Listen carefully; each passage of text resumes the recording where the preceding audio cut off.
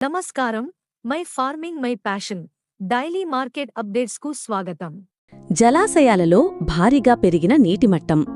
ఈసారి దేశంలో నైరుతి రుతుపవనాలు ముందస్తుగా ప్రవేశించినందున తూత్తుకుడి జిల్లాలోని పాపనాశం మరియు మణిముధర్ డ్యాంలో సమృద్ధిగా అందుబాటులోకి వచ్చిన నీటి నిల్వలను దృష్టిలో పెట్టుకుని తూత్తుకుడి జిల్లా యంత్రాంగం జూన్ నుండి సెప్టెంబర్ మధ్య కాలంలో సాగయ్యే కార్ వరి సేద్యం కోసం రైతులు అత్యంత ఉత్సాహంతో ఉరకలు వేస్తున్నారు.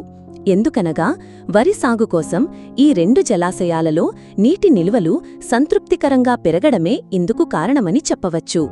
ప్రతి ఏటా సాధారణంగా నైరుతి రుతుపవనాలు జూన్ మొదటి వారంలో కేరళను సృష్టిస్తుండగా ఈసారి 2 వారాల ముందస్తుగా కేరళను తాకాయి.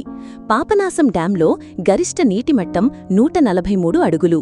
గత ఏడాది 69.80 అడుగులకుగాను ఈసారి 103 అడుగులకు పెల్పువికాయి. ఇదే విధంగా మణిమధుర్ డ్యాంలో గరిష్ట స్థాయి 118 అడుగులు.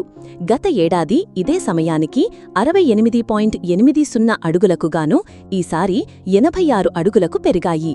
రాబోయే 3 నెలలు రుతుపవనాల వర్షాలు సంతృప్తికరంగా కురవగలవని వ్యవసాయ శాఖ ఉన్నతాధికారులు పేర్కొన్నారు.